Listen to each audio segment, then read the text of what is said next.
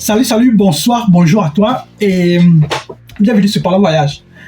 Parlons Voyage, c'est la chaîne YouTube de l'entreprise Jasso Placement Consulting. Nous sommes situés au Carrefour des Sassi à Yaoundé, au Cameroun, et à partir de là, nous déroulons une palette de services parmi lesquels accompagnement visa et les cours de langue. Parlons des cours de langue, c'est plus ou moins la thématique du jour. Parce qu'il y a pas mal de choses qui ont changé pour ce qui est des examens de langue, notamment les examens d'allemand au Cameroun, du côté de l'Institut. Et donc, pour faire passer encore l'information via notre canal au max de personnes possible, nous avons décidé de nous arrêter également et d'aborder la thématique parce que nous la trouvons également aussi intéressante. Donc, si tu me découvres pour la première fois, moi c'est Landry. Je suis étudiant camerounais, je vis à Cologne en Allemagne et j'accompagne les gens qui veulent voyager. Et donc du coup ici sur Parlons Voyage, nous parlons de voyage, nous parlons de tout ce qui tourne autour de la mobilité des personnes d'un point A à un point B. Et regarde cette vidéo jusqu'à la fin si tu es au Cameroun, si tu as déjà lancé ta procédure de voyage, parce que les informations que je m'en vais donner, du premier au dernier point, pourront être utiles et capitales pour que tu puisses conduire à bon terme ta procédure de voyage en 2023.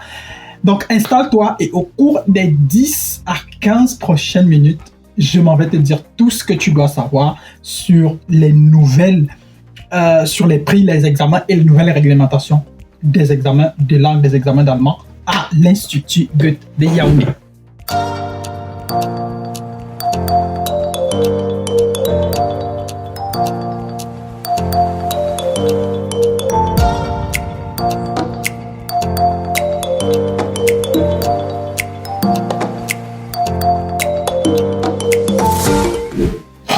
Avant de commencer, comme je le fais depuis quelques vidéos déjà, je partage avec toi un des livres de ma bibliothèque parce que j'ai plus d'une centaine de livres là.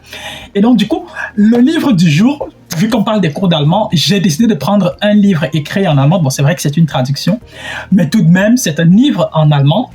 Le titre, c'est Das Buch der Gebeine, le livre des ossements. C'est le livre de Boubacar Boris Diop, un Sénégalais qui a écrit sur le génocide rwandais. Le génocide rwandais, nous l'avons certainement tous découvert via le film américain Hotel Rwanda.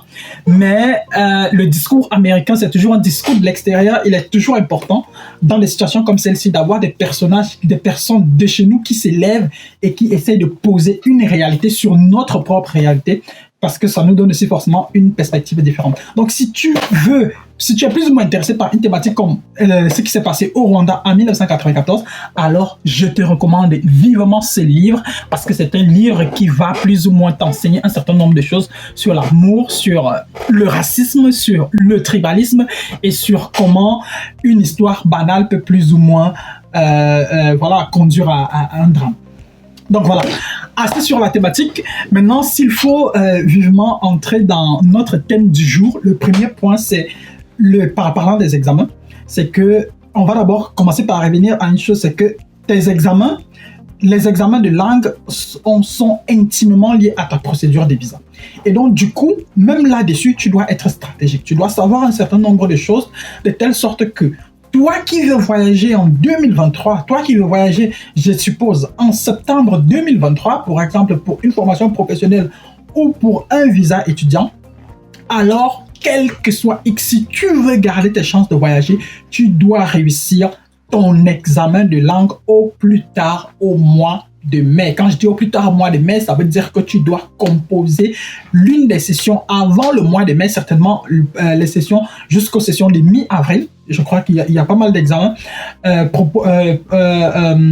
qui ont déjà été programmés. Tout le calendrier, je crois, jusqu'au mois de mai 2023 a déjà été publié sur le site de l'Institut Goethe. Tu peux juste aller, tu peux faire quelques petites recherches, aller sur le site de l'Institut Goethe Yaoundé et forcément tu verras ce programme-là. Et donc du coup, ta procédure de voyage sera forcément liée aux examens. Et donc, il est important que tu puisses que tu puisses avoir des objectifs clairs, que tu puisses te dire que moi, je voudrais réussir par exemple le B2 au plus tard en mai ou bien au plus tard en avril 2023.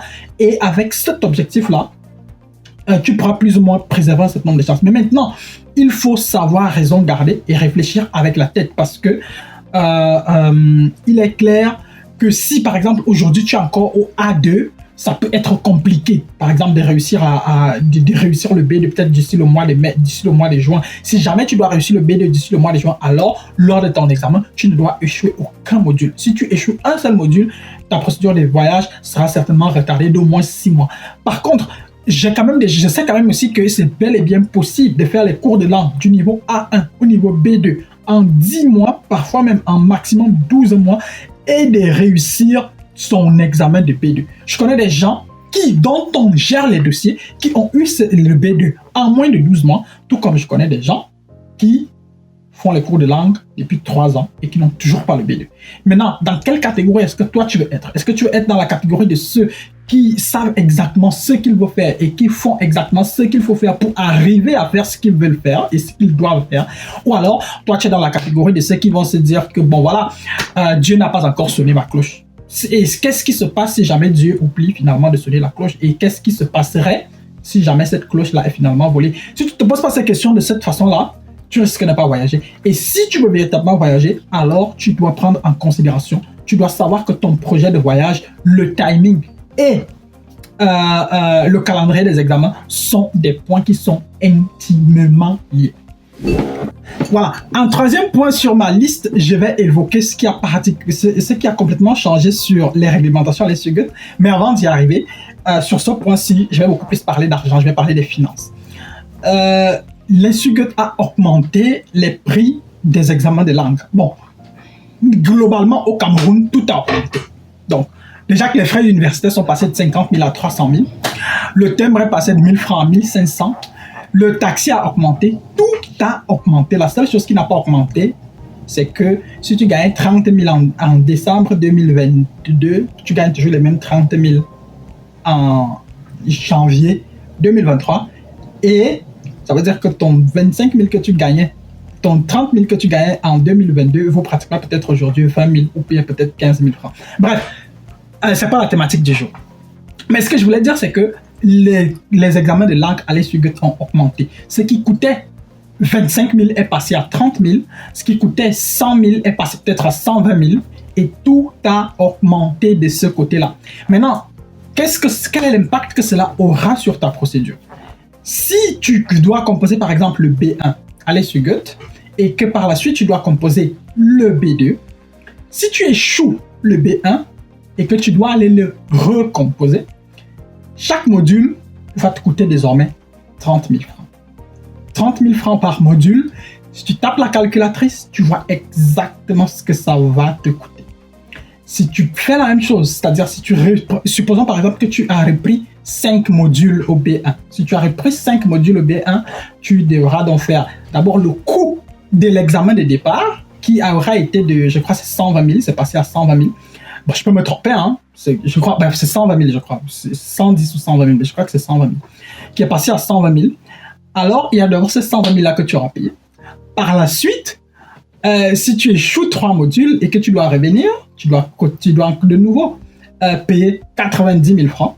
Si tu échoues encore 2 modules, tu dois encore payer 60 000 francs. Si tu additionnes tout cet argent-là, tu additionnes le fait que systématiquement, à chaque fois que tu iras composer, tu voudras peut-être faire des cours de préparation. Pour faire les cours de préparation, il te faudra payer le taxi. Et il ne suffira pas seulement de payer le taxi pour pouvoir aller au cours, il faut payer la connexion Internet. Il faut que tu puisses manger. Si tu additionnes tout cet argent-là, tu vois que la facture, elle peut être extrêmement salée. Donc voilà.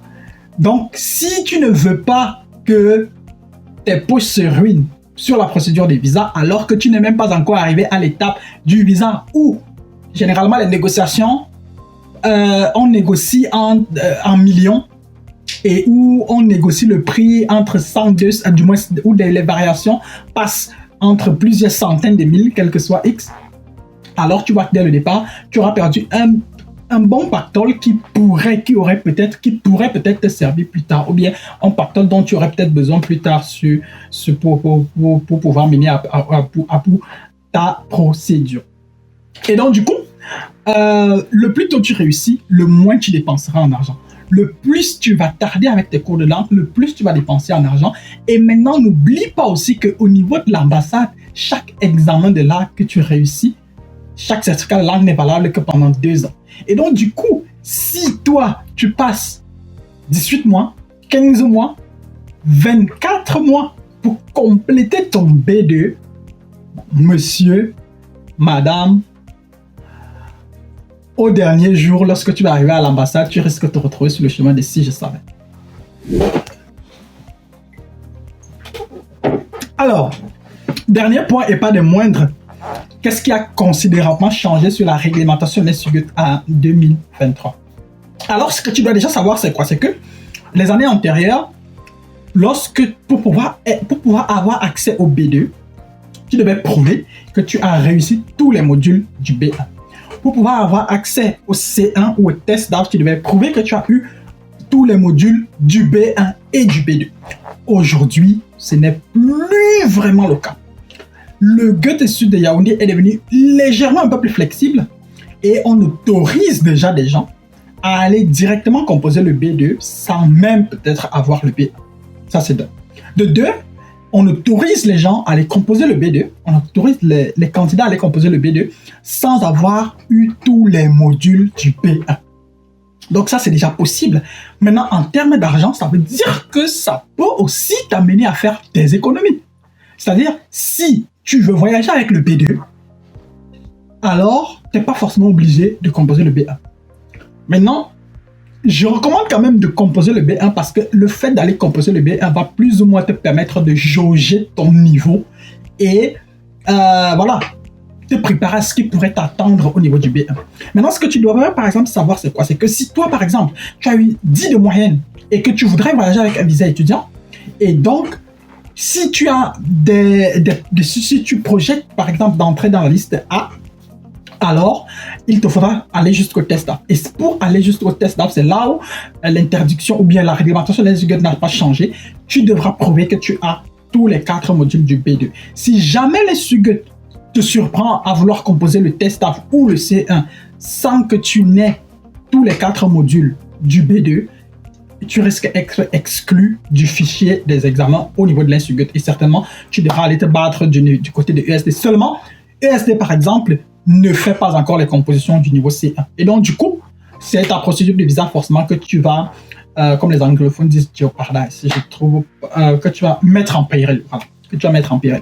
Et donc, du coup, ça sont par exemple des détails qu'il est important de savoir parce que, voilà, que ce soit pour un visa formation professionnelle, que ce soit pour un visa étudiant, c'est important de savoir exactement à quel moment est-ce qu'on doit dépenser tel montant d'argent, à quel moment est-ce qu'on devra dépenser ci.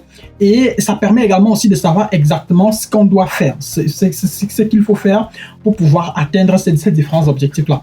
Et donc, du coup, comme je disais, s'il faut que je me résume, un certain nombre de choses ont changé du côté de l'INSUGUT, mais ta procédure de voyage doit toujours avoir un lien avec ta procédure. Parce que si, par exemple, tu réussis ton B2 au mois de septembre, tu conviens avec moi que tu ne vas voyager que l'année d'après. Si tu réussis au mois de janvier, il est très fort probable que tu ne puisses pas voyager en avril parce que 4 mois, ça peut être comment est-ce que je dis, limite. Mais bon, si jamais, par exemple, c'est un visa étudiant, ça pourrait marcher parce que beaucoup d'universités, par exemple, au mois de janvier, acceptent encore les candidatures du mois jusqu'au 15 janvier dans la plupart des cas. Et donc, du coup, tu auras forcément toujours la possibilité de pouvoir postuler. Mais si jamais c'est un visa formation professionnelle, ça peut être compliqué. Mais bon, si tu tiens absolument à voyager, tu peux également aussi nous contacter et nous pouvons plus ou moins trouver, par exemple, des voies et moyens pour te faire passer par un autre pays, notamment peut-être la RDC Congo ou bien le Togo ou le Burkina ou Guinée-Conakry. Parce que je connais parfois aussi des personnes qui sont passées par des pays comme la Mauritanie et qui sont aujourd'hui en Allemagne. Donc voilà, en gros, voilà plus ou moins ce que nous voulions partager avec toi juste aujourd'hui. Et donc voilà, si tu es j'espère que tu as retenu 2-3 choses dans cette vidéo. Si tel est le cas, je suis ravi. Et voilà, si tu connais des personnes qui sont plus ou moins intéressées par le type de thématique que nous abordons sur notre chaîne, n'hésite pas à partager la vidéo avec ces personnes-là. Et d'ici à notre prochaine vidéo, porte-toi bien les choses à toi. Ciao, ciao.